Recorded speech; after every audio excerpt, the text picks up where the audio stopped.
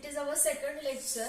The topic is reproduction in higher and lower animals. As you know that in the last lecture you have to study that what is the reproduction, what is the asexual reproduction, means we have to study that what is the reproduction, types of reproduction, then they having the two types of reproduction, that is the asexual and the sexual. We have to study that asexual reproduction. In that we study that juvenile formation and the budding. Okay, so after that one more concept is there, that is the regeneration. So we have to know that what is the regeneration. Okay, so first see the first point. I am read again this first point. A word which is the biology refers to the process which is observed in all living organisms from the unicellular bacteria up to the most complex multicellular form, example human being. Okay, so you know that हे जे regeneration आहे हे कोणामध्ये आढळतं, तर हे regeneration जे आहे, पुन्हा एकदा मी रिपीट करतेय, it is the process. Regeneration काय आहे, ही एक प्रोसेस आहे आणि ती कोणामध्ये आढळते, it is observed in all living organism. जे लिव्हिंग ऑर्गॅनिझम आहेत, जी सजीव सृष्टी आहे, त्या प्रत्येक एनिमल मध्ये, ज्या जीवसृष्टीमध्ये हे जे रिजनरेशन आहे हे आढळत आहे. ओके, सो देन नेक्स्ट, मग हे कुठल्या कुठल्या याच्यामध्ये आहे, it is present in all living organism from the unicellular bacteria up to the most multicellular form. आता युनिसेल्युलर म्हणजे काय, की एक पेशीय सजीव. ओके, युनिसेल्युलर म्हणजे काय, एक पेशीय सजीव, ज्यामध्ये ज्या एनिमल्स मध्ये सिंगल सेल प्रेझेंट असतात, अशा एनिमल्सला काय म्हणतात, युनिसेल्युलर बॅक्टेरिया. ओके, किंवा युनिसेल्युलर एनिमल्स. मग याचं एक्झाम्पल काय आहे, की जे आपण अमिबा, पॅरामेशियम हे बघतो, हे याचे एक्झाम्पल आहे. मग हे कोणामध्ये आहे, युनिसेल्युलर म्हणजे लोअर ऑर्गॅनिझम पासून मल्टीसेल्युलर फॉर्म. ओके, मल्टीसेल्युलर मध्ये कुठले एनिमल्स येतात, ज्याला आपण बहुपेशीय सजीव म्हणतो. ओके, त्याच्यामध्ये काय एक्झाम्पल दिलंय, ह्युमन बीइंग. ओके, म्हणजे लहान सजीव सृष्टीपासून मोठ्या सजीव सृष्टीपर्यंत हे रिजनरेशन प्रेझेंट असतं. Okay, the next point is there, by this process organism can fundamentally repair or regrow or restore. Okay, या प्रोसेस मध्ये काय होतं, ऑर्गॅनिझम हा रिपेअर करतो. रिपेअर म्हणजे काय, की आपल्याला एखादी जखम झालेली असेल तर ती जखम थोड्या दिवसानंतर त्याच्यावरती खपली येते. म्हणजे काय होते, की ती जी जखम झालेली असेल ती काय होते, ऑटोमॅटिकली ते सेल जे असतात ते काय करत असतात, त्यांना रिपेअर करत असतात. रिपेअर. देन सेकंड काय आहे, या प्रोसेस मध्ये काय होतं, रिग्रो. रिग्रो म्हणजे काय, आता सपोज तुमच्यामध्ये जे काही नेल्स प्रेझेंट आहेत, ओके, तुमचे नेल्स म्हणजे नख. ओके, ह्या नखांमध्ये काय होतं, की रिग्रो म्हणजे तुम्ही एकदा कट केले की ते पुन्हा काय होतात, रिग्रो होतात. त्यानंतर इट इज द रिस्टोर, म्हणजे फूड मटेरियल जे आहे ते शरीरामध्ये स्टोअर केलं जातं. त्या पद्धतीने रिजनरेशन मध्ये या सेल ज्या आहेत त्या काय केल्या जातात, स्टोअर केल्या जातात. By this process organism can fundamentally repair, regrow or restore. It is the lost or damage part. हे कशामध्ये प्रेझेंट असतं, की ज्या ठिकाणी तुमच्या शरीरातला एखादा जो पार्ट आहे तो लॉस्ट होतोय किंवा डॅमेज झालेला आहे, अशा ठिकाणी रिजनरेशन म्हणजे काय, की त्याला रिपेअर करण्यासाठी या सेल प्रेझेंट असतात. ओके, रिजनरेशन मध्ये आपण बघतोय की रिजनरेशन फर्स्ट पॉइंट मध्ये काय आहे, की तो एक पेशीय सजीवापासून बहुपेशीय सजीवामध्ये तो प्रेझेंट आहे.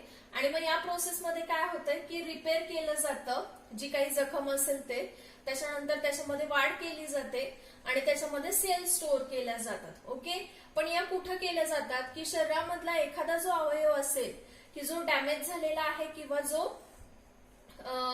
लॉस्ट होतोय, अशा ठिकाणी काय केलं जातंय, की त्या सेल काय करतायत, त्याला रिपेअर करण्याचं काम करतायत. Okay, then next is there, though it involves asexual process, it differs distinctly from the reproduction.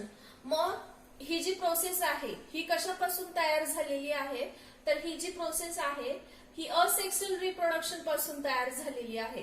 Asexual reproduction मध्ये आपण काय शिकलो, जेम्युअल फॉर्मेशन आणि काय शिकलो, बडिंग शिकलो.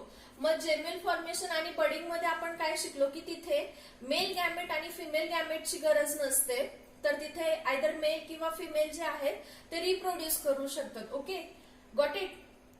देन मग हे रिजनरेशनचा याच्याशी काय संबंध आहे हा प्रश्न पडला असेल तुम्हाला. मग रिजनरेशन जे आहे त्या रिजनरेशन मध्ये ह्या ज्या सेल आहेत ह्या सुद्धा अशाच डेव्हलप होतात की ज्याच्यामध्ये पॅरेंट पासून ह्या सेल पुढे जाऊन त्याच्या न्यूली डेव्हलप होतात. ओके, त्याच्यानंतर त्याचं एक्झाम्पल दिलेलं आहे तुम्हाला थर्ड पॉइंट मध्ये. The example is damage hydra can regenerate it's lost part. Okay, damage hydra, आता सपोज डॅमेज हायड्रा म्हणजे काय की ज्याच्यामध्ये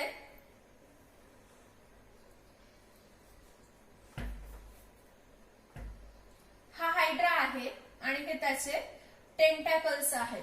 तर सपोज जर एखादा टेंटॅकल त्याचा लॉस्ट झालेला असेल, ओके, लॉस्ट झाला तर या रिजनरेशन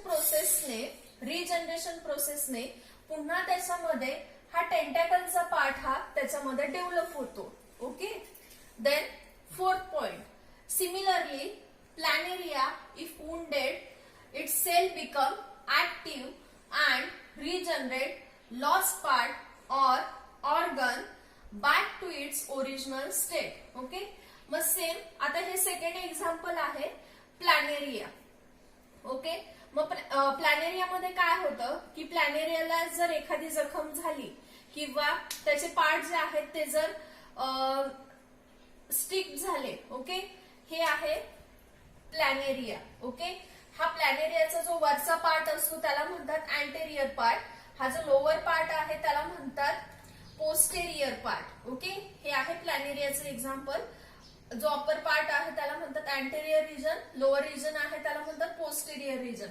ओके, मग हे दोन्ही जे आहे, आता सपोज त्याला या ठिकाणी जखम झालेली आहे. ओके, तर काय होतं की अपर पार्ट हा जो आहे नेक्स्ट प्रोसेस मध्ये काय होतं, याच्यामध्ये असेक्सुअल रिप्रोडक्शन कसं घडतं ते बघा या सेलमध्ये. ओके, आता या ठिकाणी त्याला जखम झालेली आहे, सो अँटेरियर पार्ट हा अँटेरियरला स्टिक होतो आणि जो पोस्टेरियर पार्ट आहे तो खाली स्टिक केला जातो. त्यानंतर त्याचे हे दोन डिवायडेशन होतं. ओके, दोन पार्ट होतात. हे दोन पार्ट झाल्यानंतर पुन्हा हा जो प्लॅनेरिया आहे या प्लॅनेरिया पासून अपर पार्ट पासून पुन्हा एक नवीन जो ऑर्गॅनिझम आहे तो तयार होतो. लोअर पार्ट जो आहे त्या लोअर पार्ट पासून पुन्हा एक नवीन ऑर्गॅनिझम तयार होतो. म्हणजे आपण बघितलं की ज्यावेळेस बडिंग प्रोसेस आपण बघितली, त्या बडिंग प्रोसेस मध्ये जो बड आहे तो पॅरेंट्सला अटॅच असतो. पॅरेंट्सला अटॅच झाल्यानंतर त्याची डेव्हलपमेंट होते, तो मॅच्युअर होतो. मॅच्युअर झाल्यानंतर तो पॅरेंट्स पासून डिटॅच होतो आणि डिटॅच होऊन तो एका सबस्ट्रॅटमला अटॅच होतो. त्याच पद्धतीने रिजनरेशन मधल्या ज्या सेल आहेत त्या सेल काय करतात की हे जे काही प्लॅनेरिया आहे या प्लॅनेरियामध्ये एखादी जखम झालेली असेल तर जखम पासून ते काय होतो, त्याचा पार्ट वेगळा होतो, upper part and the lower part, that is anterior region and that is the posterior region, आणि त्यापासून पुन्हा नवीन ऑर्गॅनिझम तयार होतो. हे झालं लोअर अॅनिमल मध्ये. मग आता रिजनरेशन ही कन्सेप्ट पुन्हा एकदा समजून घ्या. रिजनरेशन म्हणजे काय की हे सेलमध्ये घडणारी प्रोसेस आहे की जी काय करते, तुमच्या शरीरामध्ये जे काही सेल्स आहेत त्या सेल्सला पुन्हा रिग्रो करण्याचं काम करते. रिग्रो करत असताना त्याच्यामध्ये ती रिपेअरही करते, म्हणजे जे काही जखम असेल त्याला पुन्हा त्याला रिपेअर करण्याचंही काम करते. म्हणजे असं नाहीये की जर तुमच्या हाताला जखम झाली तर ती रिपेअर होऊ शकते, पण पूर्ण तुमचा जर हात तुमच्या हातापासून डिटॅच झाला असेल किंवा जो मोडला असेल तर त्याला पुन्हा एकदा नवीन जो हँड आहे तो ग्रो होऊ शकत नाही. ओके, पण ज्या सेल्स आहेत ज्या तुमची जखम जे आहे त्या बरं करण्यासाठी जो उपयोग केला जातो ती प्रोसेस म्हणजेच काय, that is the regeneration. Okay, I think this is the clear to you. It is the total regeneration process. Okay, so we back to again this concept. Okay, first आपण याच्यामध्ये काय बघितलंय की रिजनरेशन मध्ये काय आहे, एक पेशीय सजीवापासून जे बहुपेशीय सजीव आहे त्याच्यामध्ये हे प्रेझेंट असते. ओके, मग त्याच्यानंतर सेकंड प्रोसेस मध्ये आपण बघितलं की रिजनरेशन म्हणजे काय की ही सेलची एक प्रोसेस आहे. त्या सेल मध्ये काय केलं जातं की त्या रिपेअर केल्या जातात, रिग्रो केल्या जातात आणि रिस्टोर केल्या जातात. त्यानंतर आपण सेकंडली बघितलं that is the third example hydra. हायड्रामध्ये सपोज हे टेंटॅकल आहे त्याचं, जर हायड्रा डिटॅच झाला किंवा हायड्रा डॅमेज झाला तर तो पुन्हा ग्रो होत नाही. बट त्याचं हे जे काही टेंटॅकल आहे हे टेंटॅकल जर डॅमेज झालं तर त्यातलं सेल पुन्हा एक टेंटॅकल त्याला डेव्हलप करतं.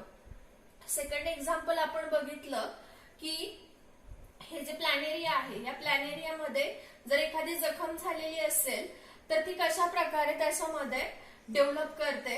ओके, जर ही जखम झालेली आहे तर त्याच्यामध्ये त्याचे पुन्हा 2 पार्ट्स होतात आणि त्यापासून पुन्हा एक नवीन प्लॅनेरिया तयार होतो. का होतो, कारण हे फक्त प्लॅनेरियामध्येच होतं, दुसऱ्या कुठल्याही अॅनिमल मध्ये होत नाही, कारण याच्या सेलमध्ये रिग्रो करण्याचं काम केलेलं आहे. So I think this is clear to you. It is total regeneration process.